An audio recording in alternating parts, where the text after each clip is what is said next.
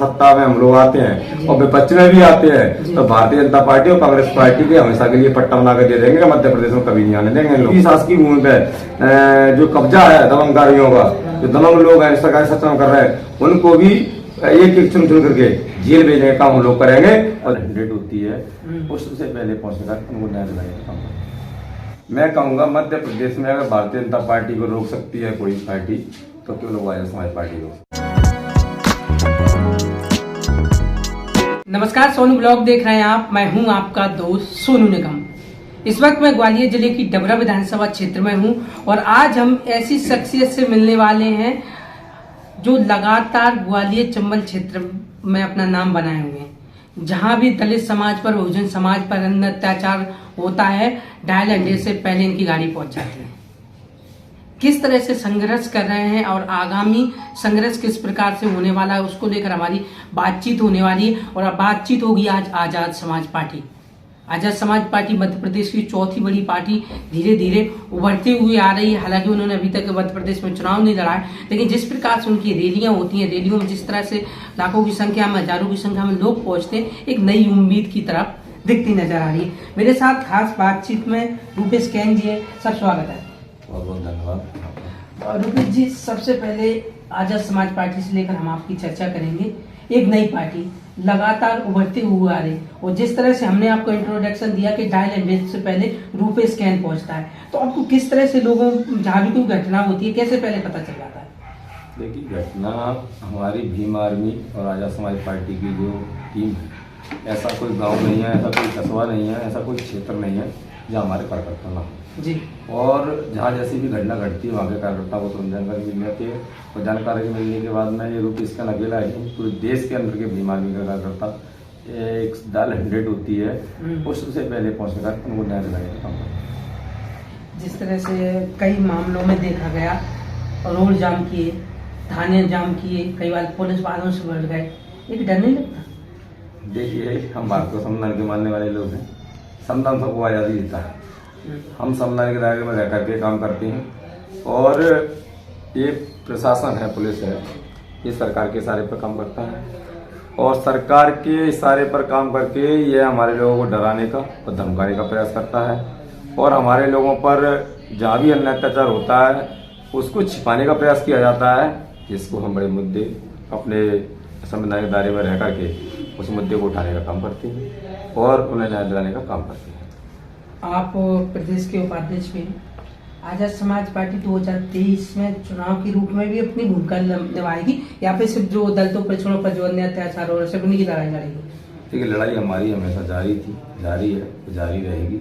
चुनाव इस बार है, 24 में भी है, लोकसभा का होगा 24 में, उसके बाद भी 5 साल बाद चुनाव होंगे। लेकिन हमारा संघर्ष पहले था जारी, जहाँ पे शोषित, पीड़ित, वंचित समुदाय के लोगों पर अन्य अत्याचार होता है वहाँ पहुँच कर उनको न्याय दिलाने का काम करते हैं।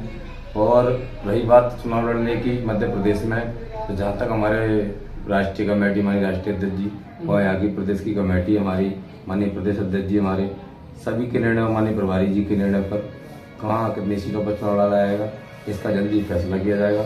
ये पक्का है, मध्य प्रदेश में चुनाव अपनी ताकत पर लड़ेंगे। लगातार भीमार्मी पर एक आरोप लगता है कि वो कांग्रेस की तरफ तो साइलेंट रहती है लेकिन बीजेपी पर लगातार हमला करती है।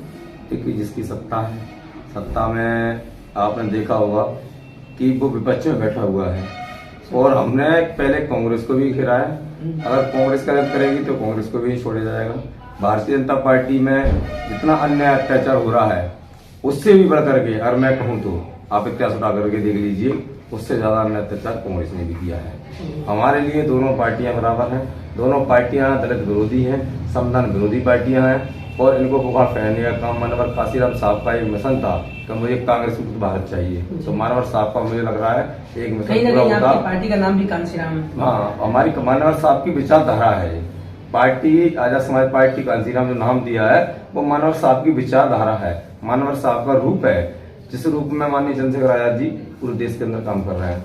और रही बात कांग्रेस और बीजेपी की, ये दोनों ही एक पहिए के दोनों पहलू हैं और अभी चुनाव में भी आपने देखा होगा हमारे लोगों ने सोचा कि भारतीय जनता पार्टी गलत पार्टी है तो लोगों ने भारतीय जनता पार्टी को रोकना तो कांग्रेस को लाना, कहीं ना कहीं एक नहीं, ऐसा हमारा नहीं था। लेकिन ये है कि लोगों को भड़काया गया और लोगों को ऐसा माहौल बनाया गया कि देखिए कि 2 अप्रैल का जो मामले हुए और भी मंदसौर में घटना देखी होगी आपने किसानों के साथ में, ऐसे कई मामलों को लेकर के घटना हुई, तो उनको लगा कि कहीं ना कहीं भारतीय जनता पार्टी को रोकना है, तो इसलिए लोगों ने कांग्रेस को वोट दिया। बड़ी पार्टियां हैं मध्य प्रदेश में, शक्ति देवता से लड़ती भारतीय जनता पार्टी है, बसपा है, कांग्रेस है। आजाद समाज पार्टी किस तरह से अपना एक रुतबा जमा पाएगी या फिर अपने विधायक निकाल पाएगी? मध्य प्रदेश के अंदर आपने भी बोला कि चौथी पार्टी है। हाँ। मैं कहूंगा मध्य प्रदेश में अगर भारतीय जनता पार्टी को रोक सकती है कोई पार्टी, तो केवल आजाद समाज पार्टी रोक सकती है, क्योंकि कांग्रेस में जो कलह फैला हुआ है, कांग्रेस पार्टी के पास कोई नेता बड़ी नहीं है, कांग्रेस पार्टी के पास कोई ऐसा विकल्प नहीं है कि भाई वे भारतीय जनता पार्टी रोके। अभी आपने देखा होगा, एक वीडियो भी आया हुआ आपके समझ में कि जो नेता प्रतिपक्ष है कांग्रेस के माननीय गोविंद सिंह जी और मध्य प्रदेश के गृह मंत्री डॉक्टर नरोत्तम मिश्रा जी एक साथ में बैठ करके जब मीडिया को समझता हो तो प्रतिबंधियों को आई हो बाइट देते हुए कह रहे हैं कि गृह मंत्री में सब शक्तियां विराजमान है, जो चाहे वो कर सकते हैं। क्या गृह मंत्री जी के पास में खड़े होकर के कांग्रेस के विपक्ष के जो नेता विपक्ष लड़के और प्रतिपक्ष नेता है, क्या उनका यह बयान सही है? इससे साफ जाहिर होता है कि जनता को समझना होगा और जनता समझ चुकी है। और आजाद समाज पार्टी का सिर्फ बीमारियों पूंजील आप उनका भरोसा जगह चल चुकी है। और मैं कहूँ हमारे दलित समाज की, तो यह पार्टी कोई दलित समाज व्यक्ति की अकेली पार्टी नहीं है। ये पार्टी मानव काशीराम साहब की बहुजन हित बहुजन सुखाय की विचारधारा जो पहले थी उसकी विचारधारा पर चल करके SC ST OBC माइनॉरिटी अल्पसंख्यक लोगों की विचारधारा की पार्टी है, जहाँ भी ये दलित शोषित पीड़ित वंचित आदिवासी समुदाय मुस्लिम समाज के लोगों का अत्याचार होता है, उसके लिए लड़ने का काम अभी हमने रोड पर किया। और आने वाले 2023 में मध्य प्रदेश से हम विधानसभा में भी लड़ने का काम करेंगे और आने वाले 2024 में पूरे देश के अंदर संभावना बैठने करने का। लगातार रूपेश खैन को लेकर एक चर्चा है सोशल मीडिया पर, तो वो करेरा विधानसभा जो कि सिपरी जिले की है और ग्वालियर जिले की डबरा विधानसभा, 2 में से किसी एक सीट पर चुनाव लड़ सकते हैं, इसको लेकर क्या प्रतिक्रिया? देखिए, मैं करेरा और डबरा की बात नहीं करूँगा, लगभग ग्वालियर चंबल संभाग में आपने देखा होगा, ग्वालियर चंबल संभाग के अलावा भी कई प्रकार के जिले हैं, उन जिलों में भी हम सक्रियता से कार्य कर रहे हैं। लगातार हम रात दिन मेहनत करके हम प्रत्येक विधानसभा को तैयार कर रहे हैं। लेकिन जहाँ की हमारी जनता, हमारा बहुजन समाज मुझे बुलाना चाहेगा कि हमारी लड़ाई लड़ने के लिए आप लोगों को यहाँ आना पड़ेगा, तो मैं वहाँ जाने के लिए तैयार हूँ। और रहा निर्णय वहाँ का करेरा का आपने बोला है, तो मेरा ऐसी कोई मंशा नहीं है। अगर फिर भी अगर पार्टी का आदेश होता है, पार्टी सर्वोपरि और पार्टी का एक सिपाही हूँ, माननीय बड़े भाई चंद्रशेखर जी का कार्यकर्ता हूँ और यहाँ के प्रदेश प्रभारी जी और प्रदेश की कमेटी और माननीय अध्यक्ष जी जो निर्णय करेंगे वह निर्णय हमारे लिए मान्य होगा। जहाँ से वो रजिस्टर ऑनलाइन कहेंगे हमारे ऑनलाइन को। जिस तरह से हम देखते हैं करेरा से विधायक भी जाटव समाज से है, मंत्री भी भारतीय जनता पार्टी से जाटव समाज से, वहीं यदि हम डबरा पे आए तो डबरा से विधायक भी जाटव समाज से, मंत्री भी जाटव समाज से। तो भीम आर्मी आजाद समाज पार्टी कहीं ना कहीं समाज की बात करती है। चुनाव में ऐसा तो नहीं होगा कि ये भी लोग समाज के कल को आप कहने लगे कि जाटव भी कांग्रेस से, जाटव भी बीजेपी से, तो इनको वोट दे दिया है? देखिए, क्या होता है कि हम जाति के आधार पर चुनाव लड़ते हैं, ये भारतीय जनता पार्टी का काम है और कांग्रेस पार्टी का काम किसी जाति के आधार पर चुनाव लड़ती है। हमारा कार्य केवल जनता के बीच में उनकी लड़ाई लड़ना, उनके हक अधिकार की लड़ाई लड़ना, उनको न्याय दिलाने का काम करने की लड़ाई लड़ते हैं। इसलिए जनता हम लोगों पर भरोसा जताती है। अब कांग्रेस पार्टी के और बीजेपी कांग्रेस के तो मंत्री और विधायक बैठे हुए हैं, मुझे बता दीजिए, अभी करेरा के अंदर एक घटना हुई थी मुगावली की, उसमें एक बेटी को बेरहमी से, छोटी बच्ची थी, उसके साथ में रेप किया गया, बलात्कार जैसी घटना की गई और घटना करने के बाद में उसकी मृत्यु हो जाती है। कहाँ है वहाँ के विधायक जो जाटव समाज से बताते हैं, दलित समाज से बताते हैं अपने आप को? कहाँ है वहाँ मंत्री? मध्य प्रदेश में और भी आपने डबरा की बात कही, यहाँ भी कई घटना ऐसी आती हैं। अभी आपने देखा कि एक दलित समाज के ग्राम अकबई थाना के अंतर्गत में बेरहमी से जाटव समाज को लड़के को बेरहमी से दलित समाज के लोगों के द्वारा मारा जा रहा है, पीटा जा रहा है। केवल किसके लिए? केवल वो हेडों में पानी भरने चला गया उनकी बस्ती में। तो यह क्या संविधान में अधिकार किसी को है नहीं? सबको अधिकार है, कहीं भी पानी पी सकता, कहीं पानी भर सकता है, सबको शासकीय। ऐसी घटनाओं पर क्यों चुप है भाई? यहाँ के मंत्री जी चुप है, यहाँ के विधायक चुप हैं, उसकी आवाज उठाने का काम कौन कर रहा है? कि बीमारी माया समाज पार्टी करती है।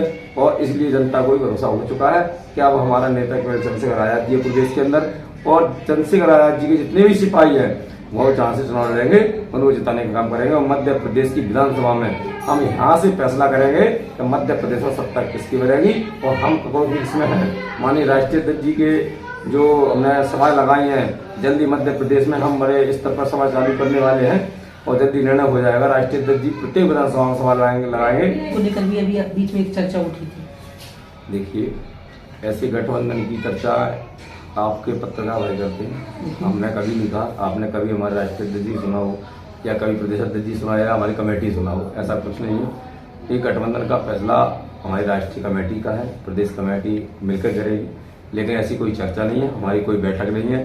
हाँ, जो संविधान बचाने की बात करते हैं, जो संविधान हितैषी है और वो हमारे साथ आना चाहते हैं तो उनका स्वागत है। हम किसी के साथ जाने को तैयार हैं।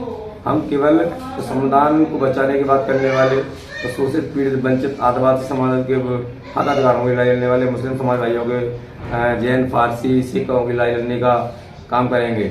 वो अगर चाहते हैं कि भारत का संविधान जीवित रहे और भारत के संविधान के अनुसार पूरा देश जो चलता है वो संपूर्ण रूप से भारत का देश में संविधान लागू रहे, उसको पार करने के लिए, संविधान बचाने के लिए हमारे साथ आना चाहते हैं तो उनका स्वागत है। घटना होती है, इसलिए हम कहते हैं कि सरकार में बैठे हुए जो लोग हैं वो लोग केवल उन्हें मनु स्मृति से चलने वाले लोग हैं, संविधान से चलने वाले लोग नहीं है। जो हमारे समाज के लोग हैं, जो SC ST OBC के जो लोग बैठे हुए हैं, जिनके कानों में जू तक नहीं रहती और मुंह पर टैब लगा करके सदन में बैठ जाते हैं, तो ऐसे लोगों को समाज भी अब सबक सिखाने को तैयार है और इनको सत्ता से बेदखल करके इनके खिलाफ जो अभी कुछ मैंने देखे कुछ तथ्य निकाल के अब लाए हैं कि जिन लोगों ने अभी चुनाव के इससे पहले उपचुनाव में समाज को जो धोखा दिया है, जो जनता को धोखा दिया है, तो जनता को धोखा दे करके अपने घर उपचुनाव में कांग्रेस ने इस बात पे लगातार कांग्रेस इस बात का दावा कर रही है कि कांग्रेस ने दलितों को पट्टे देने का काम किया, मकान देने का काम किया और जो छुआछूत की जो परंपरा थी वो कांग्रेस ने खत्म करने का काम किया। इसी आधार पर कांग्रेस ने कहीं ना कहीं वोट मांगने का काम किया। इस पर क्या कहेंगे? ये राजनीति वोट की है और वोट मांगने के लिए किया जा रहा है। अगर कांग्रेस पार्टी ने पट्टे दिए हैं, किसको पट्टे दीजिए मुझे बता दीजिए। पट्टे दे करके, और जिस सरकार थी कांग्रेस की, सरकार में कांग्रेस ने पट्टे दे करके और वहां आदिवासियों को पट्टे दिए, दलितों को पट्टे दे दिए, लेकिन वहां के बैठे उनके विधायक, उनके मंत्री, उनके जिले के अध्यक्ष और उनके कार्यकर्ता, उनका कब्जा अभी भी होगा। मैं मध्य प्रदेश के अंदर 90% मैं आपको दिखा सकता हूँ जितने पट्टे दिए गए हैं वो सारे के सारे पट्टों पर कब्जा उन्हीं लोगों का सत्ता के संरक्षण है। मतलब पट्टे दिए गए, कब्जा नहीं दिया गया। कब्जा आपको बता दीजिए ना, अभी आपने देखा होगा दरबार की घटना, ग्वालियर जिले की घटना है, वहां पर भी आदिवासी समाज के भाइयों को पट्टा था, लगभग 50 वर्ष पुराना पट्टा था, 50 वर्ष से काबिज थे, लेकिन वहां सामान्य वर्ग के व्यक्ति थे, मनोवादी व्यवस्था के व्यक्ति ने उसको कब्जा किया।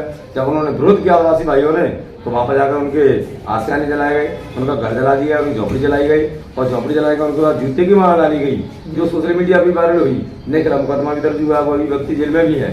तो देखिए बताइए, अब मुझे बताइए कि जब आदिवासियों के साथ में पट्टे देने की बात करते हैं और आदिवासियों की जमीन पर कब्जा वो लोग करते हैं, जब कब्जा छुड़ाने जाते हैं तो उनको जूते चप्पले की माला डाली जाती है, उनको गंदा पानी पिलाया जाता है, उनके ऊपर पेशाब पिलाई जाती है।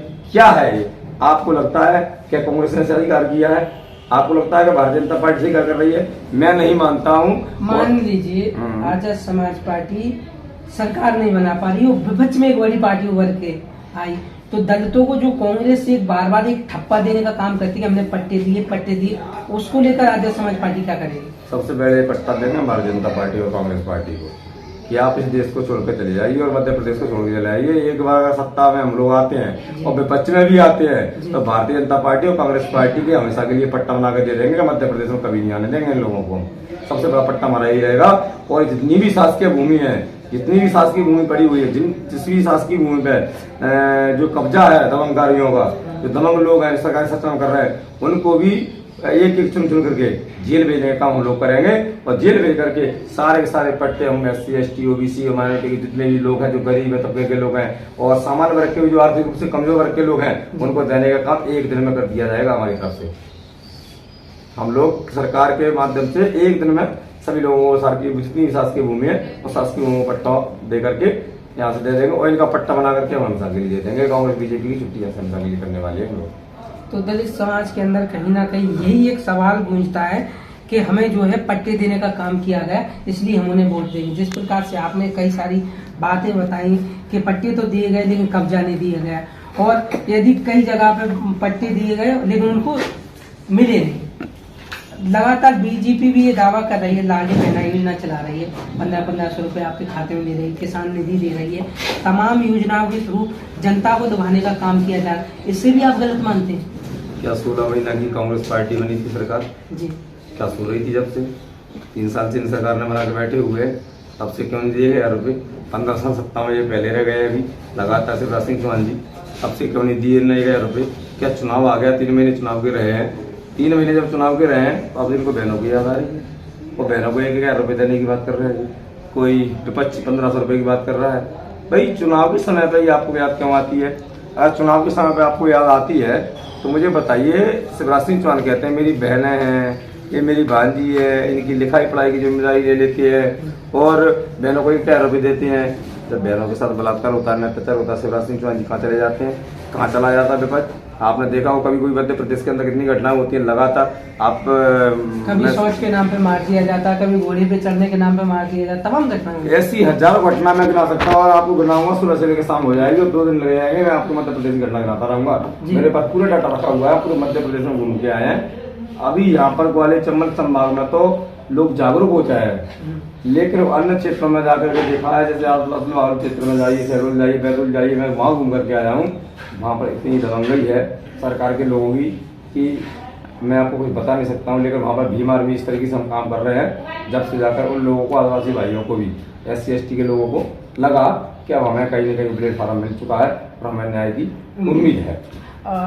लगातार बहुत सारी हमसे बातें की आपने, तमाम मुद्दों पर हमने प्रकाश डाला। आगामी समय में दलित समाज को क्या संदेश है, खासकर बीजेपी कांग्रेस को लेकर? मैं समाज के SC ST OBC माइनॉरिटी समाज के लोगों से निवेदन करूंगा और अपील करना चाहूँगा आपके चैनल के माध्यम से कि देखिए, ये सत्ता आपने हमेशा से देखते आ रहा है, लगभग 70-75 सालों से इन लोगों की सत्ता रही है। आप लोगों के लिए क्या दिया इन लोगों ने, मुझे बता दीजिए। आप लोगों के चाहे बैकलॉग पे पद खाली डले हुए हैं, प्रमोशन में आपका आरक्षण रोक दिया गया है, आपका आरक्षण को खत्म किया जा रहा है, रेल बेच दी है आपने LIC बेच दी, आपने बैंकें बेच दी, सारा प्राइवेटाइजेशन कर दिया है। तो अब कहीं ना कहीं बताइए, जिस पर ठेका होगा वो ठेकेदार क्या तुम्हारे SC ST के लोगों को रखेगा? क्यों नहीं रखेगा? क्योंकि उसने ठेका करोड़ों रुपए में ले रखा हुआ, 1000 करोड़ रुपए में ले रखा है। इसलिए आपसे मैं अपील करना चाहूँगा आपके चैनल के माध्यम से कि आने वाले चुनाव में इन लोगों के बहकावे में ना आते हुए आप बड़े भाई चंद्रशेखर आजाद जी के जो लड़ाई देश के अंदर लड़ रहे हैं, संपूर्ण देश के अंदर, अभी न सीने पे अपने देखिए गोली खाई, सीने पे ही गोली खाना है, उनको मारने के उद्देश्य से ही गोली चलाई गई थी। लेकिन इस बहुजन समाज के पूरे देश के लोगों की दुआएं उनके साथ थी, इसलिए उनको कुछ नहीं हुआ और मैं आशा करता हूँ उनको कभी कुछ नहीं हुआ भी नहीं, क्योंकि देश की पूरे के पूरे बहुजन समाज 90% जनसंख्या उनके साथ है और सभी 90% जनसंख्या मध्य प्रदेश सभी साथियों से मैं अनुरोध करना चाहूँगा मैं सभी साथी अपना नेता चुन करके आजाद समाज पार्टी चंद्रशेखर भाई पर ध्यान दे करके और उनको नेता मानते हुए, मानव काशीराम साहब का दूसरा रूप मानते हुए उनको वोट देने का काम करें। ये थे हमारे साथ खास बातचीत में रूपेश कैन, प्रदेश के उपाध्यक्ष आजाद समाज पार्टी भीम आर्मी के। जब हमने इनसे तमाम मुद्दों पर बात की, कांग्रेस बीजेपी को लेकर भी बात की, संविधान को लेकर बात की, देश में दलितों, पिछड़ों, आदिवासियों पर हो रहे अन्य अत्याचार को भी जब हमने बात की तो उनका साफ तौर पर कहना था कांग्रेस बीजेपी हमारे लिए एक नागनाथ है तो दूसरी सापनाथ है। दलितों पर हो रहे अन्य अत्याचार पर जब हमने इनसे पूछा तो उन्होंने कहा कि जहां डायल 100 नहीं पहुंचती वहां भीम आर्मी पहुंचने का। और कई बार हमने देखा, कई बार जेल गए, कई बार पुलिस की लाठियां खाई, तो कई बार पुलिस को भी घेरने का काम किया। इस तरह से रूपेश कैन का संघर्ष था। डबरा विधानसभा से तैयारियों में भी जुटे हैं और लगातार प्रदेश भर की घटनाओं पर घूमने का काम कर रहे हैं। आप देख रहे थे सोनू ब्लॉग, मैं हूं आपका दोस्त सोनू निगम।